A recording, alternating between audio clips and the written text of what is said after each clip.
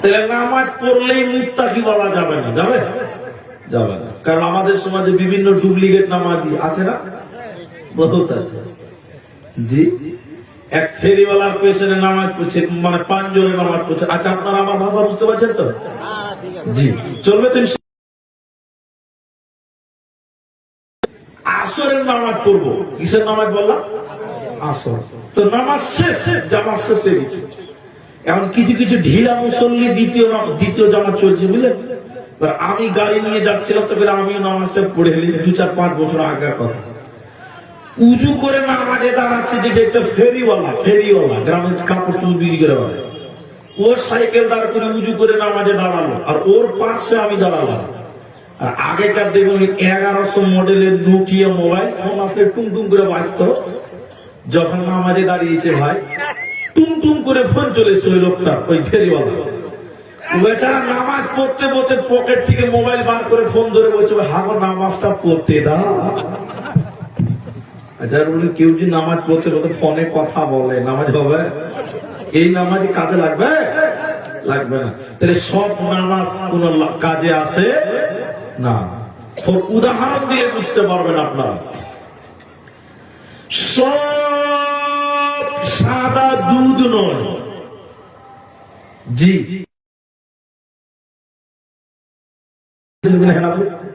সব সাদা দুধ নয়। এই যে দেখেন আমার হাফিজ সাহেব ভাই আমার পাঞ্জাবি পড়ে আছে, এটা কালো না সাদা? বলুন আপনারা, বলুন। সাদা, এটা কি দুধ?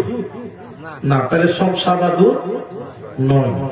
কিন্তু সব দুধ আবার সাদা। দুধ কোনোদিন কালো হবে না। দুধ কালো না। সব সাদা দুধ নয়। আপনার টুপি সাদা, ইনার পাঞ্জাবি সাদা, আমার লুঙ্গিটা সাদা। তাহলে সব সাদা কিন্তু দুধ নয়।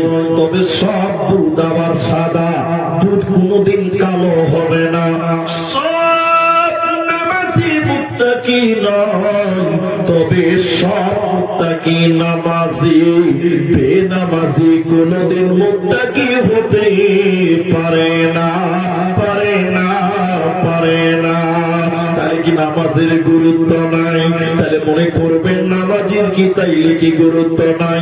জি না, নামাজের অনেক গুরুত্ব রয়েছে। শুনলেন, আল্লাহর নবী রাসূল আরবী তেনার জ্বর আরম্ভ হলো। নবীজির শরীরে বৃহস্পতিবারের দিন জ্বর শুরু হলো। হুজুরের গায়ে জ্বর, নবীজির শরীরে জ্বর। বিশুদ্ধবার পার হয়ে গেল, শুক্রবার আরম্ভ হলো। রাসূলের জ্বর যেন কমছে না, আল্লাহর নবীর জ্বর যেন আরো বেড়ে যায়। শুক্রবার চলে গেল, শনিবার আরম্ভ হলো। আল্লাহর নবীর জ্বর যেন আরো বেড়ে যাচ্ছে, রাসূলের জ্বর যেন আরো বেড়ে যাচ্ছে, যেন জ্বর কমে না। শনিবার পেরিয়ে গেল, শনিবার যাওয়ার পর রবিবার যখন আরম্ভ হলো, আল্লাহর নবীর শরীরে এতটা জ্বর। মায়েরা বোনেরা শুনে নাও, জ্বরের কারণে নবীজি থরথর করে কাঁপছেন। আল্লাহর নবী জ্বরের কারণে, নবীজির জ্বর যেন আরো বেড়ে যাচ্ছে। রবিবারের দিন রাতের বেলা নবীজি একা একা তাহাজ্জুদের নামাজ পড়ে নিলেন। এরপরে নবীজি বেহুশ হয়ে গেলেন, বেহুশ হয়ে গেলেন। এতটাই জ্বর, জ্বরের কারণে নবীজি অজ্ঞান হয়ে গেল। রাসূলুল্লাহ জ্ঞান হারালো, এতটাই জ্বর। নবীজি অজ্ঞান হয়ে পড়ে, নবীজি এতটাই জ্বর, জ্বরের কারণে জ্ঞান হারিয়ে নবীজি পড়ে আছে। এমন সময় মসজিদে নববীতে হযরতে বেলাল ফজরের আযান দিয়েছে। সাহাবীরা একজন একজন করে মসজিদে এলেন, দোয়া পড়ে মসজিদে ঢুকে অপেক্ষা করছেন নবীজি কখন আসবেন, ইমামতি করবেন, নামাজ পড়াবেন, আমরা নবীজির পেছনে নামাজ পড়ব। সাহাবীরা এক এক করে মসজিদে এলো, নবীজির জন্য অপেক্ষা করতে করতে নবীজি যেন আসছে না। কারণ নবীজির জ্বরের কারণে অজ্ঞান হয়ে গেছেন নবীজি।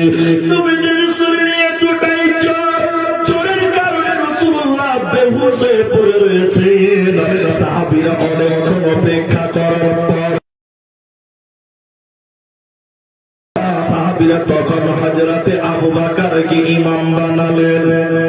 হযরতে আবু বকরকে ইমাম বানিয়ে সাহাবীরা নামাজে দাঁড়িয়ে গেল। সাহাবীরা পড়ে যাচ্ছে, তারা মনে করলো রাসূলের পেছনে বসে আমরা আর নামাজ পড়তে পারবো না, রাসূলের কাছ থেকে যে আমরা মাহরুম হয়ে গেলাম। সাহাবীরা কাঁদছে, নবীজি অজ্ঞান হয়ে রয়েছে। হযরতে আবু বকর ইমামের মুসল্লায় দাঁড়িয়ে যে নামাজ পড়ছে, সেও যেন থামতে না, চোখের পানি যেন বেয়ে যায়, তার কান্নাও যেন থামে না। এমন সময় আল্লাহর নবী যেন জ্বর থেকে তিনি জ্ঞান ফিরে পেল। নবীজি জ্ঞান ফিরে পেলেন, নবীজি হুঁশ ফিরে পেলেন। নবীজি হুঁশ ফিরে জানেন না এখন কোন টাইম, নবীজি তো অজ্ঞান হয়ে গেছিলেন। আল্লাহর নবী তখন বললেন, আয়েশা রে তুমি বলো, রে আয়েশা তুমি বলো এখন কোন টাইম রে আয়েশা?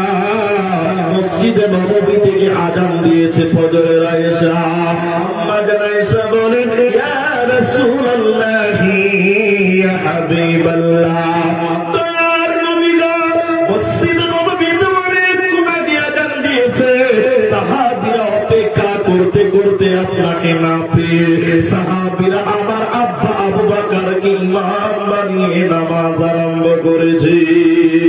নবীজির শরীরে এতটাই জ্বর, জ্বরের কারণে নবীজি দাঁড়াতে পারেন না। নবীজির শরীরে কোনো বল নাই, এতটাই জ্বর নবীজিকে ধরেছে। আল্লাহর নবী কাঁদতে কাঁদতে বললেন, আয়েশা রে আমাকে একটু তুলে ধরো, আমি যাব মসজিদে নববীর দরজায়। জ্বরের কারণে নবীজি নিচে দাঁড়াতে পারলেন না। দুইজন ব্যক্তির কাঁধের উপরে হাত রেখে নবীজি যেন ছিচড়াতে ছিচড়াতে নবীজির পা মোবারক ছিচড়াতে ছিচড়াতে মসজিদে নববীর গেটে গেল। নামাজের ভিতরে সাহাবীরা কাঁদতে কাঁদতে যেন একাকার হয়ে গেল। হযরতে আবু বকর বুঝতে পারলেন দয়ার নবী মসজিদের দরজায়।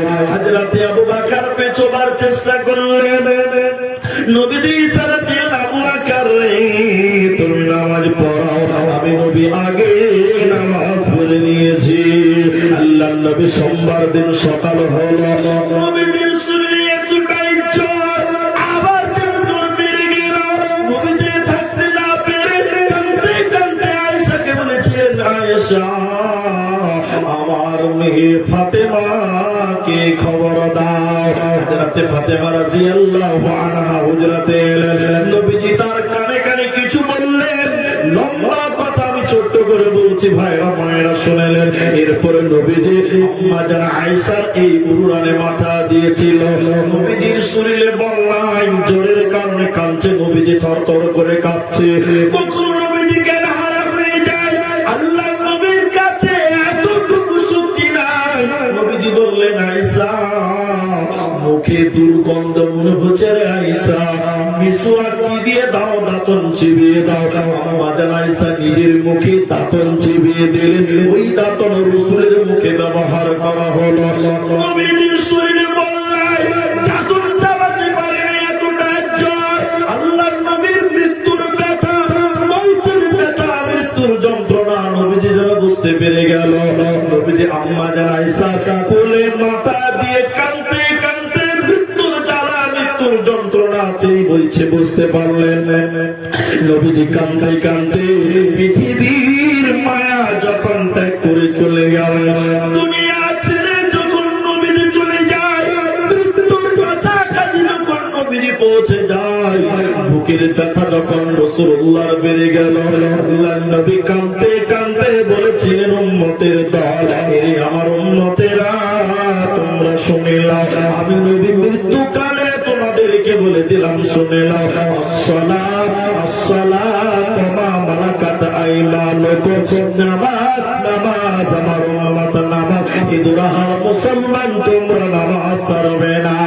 এই নামাজের কথা বলে বিশ্ব নবী পৃথিবী ছেড়ে যেন বিদায় হয়ে যায়।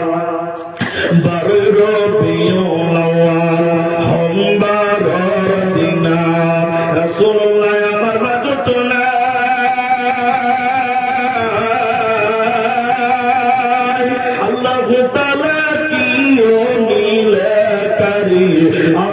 মাজর পড়ায় দয়ার আল্লাহ কি নীলকারী আমার মাজর পড়ায় ফাতেমা বিবি কান্দিয়া বলিলে বাবা আজ আমার মাঝু চলে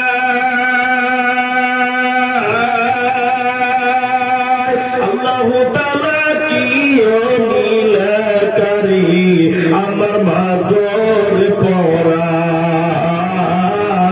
দয়ার আল্লাহ কি নীলকারী আমার মাজর পড়ায় ওতে বিশ্ব নবী নামাজের কথা বলে পৃথিবী থেকে বিদায় হয়ে যায়, অথচ আমরা সেই মুসলমান নামাজ পড়ে না। বেনামাজি আছেন আপনার গ্রামে? রাসূলুল্লাহ মৃত্যুকালে নামাজের কথা বললেন, আর আমাদের কিছু মুসলমান জি খালি গরুর মাংস পেলেই হলো, নামাজ পড়বে না। আছে না? আপনারা একটু কথা বলেন, আছে না? আচ্ছা, নামাজ না পড়লে ঈমান থাকে? জি আপনারা বলুন বাবু, থাকে? নামাজ না পড়লে ঈমান থাকবে? কোনো মতেই সম্ভব নয়। এটা লোক আমাকে বলছে, হুজুর সব দান করি, মাদ্রাসায় দান করি, মসজিদে করি, কোন মেয়ের দিকে তাকাই না, চুরি করিনি, গালি দিনি, জমির আইল কাটিনি, সব ভালো ভালো কাজ করি, নামাজটা পড়া হয় না, তা আমার ঈমান কম আছে? পাক্কা শয়তান, ঠিক না? বলে ও সব ভালো কাজ করেছে, শুধু কি করে না নামাজ পড়ে না। আমার ফতোয়া জিজ্ঞাসা করছে আমার ঈমান কম আছে। চিন্তা ভাবনা করে বললাম, রে বাবা তোমার তো ঈমানই না, আবার কম বেশি কি মাপামাপি করছো? যে লোক নামাজ পড়ে না তো ঈমানই নাই। অনেক লম্বা কথা, একটু আয়াতের বললাম। তা আল্লাহ বললেন শুধু নামাজ পড়লেই হবে না। শুধু নামাজ পড়লে জান্নাতের গ্যারান্টি দেওয়া যায়? যাবে না। তাহলে কি করতে হবে? আল্লাহ বলছে মুত্তাকি হতে হবে। এবার আল্লাহকে বলছে আল্লাহ মুত্তাকি হতে গেলে কি করতে হবে? আল্লাহ বলছেন 5টা ব্যাপারে তোদের ঈমান রাখতে হবে। সবাই বলুন কটা? কিন্তু জোরে বলুন কটা? 5টা। আল্লাহ মুত্তাকি হব, কি করতে হবে? আল্লাহ তাবারাক ওয়া তাআলা বলেন ওয়ালাকিন্নাল বিররা মান আমানা বিল্লাহ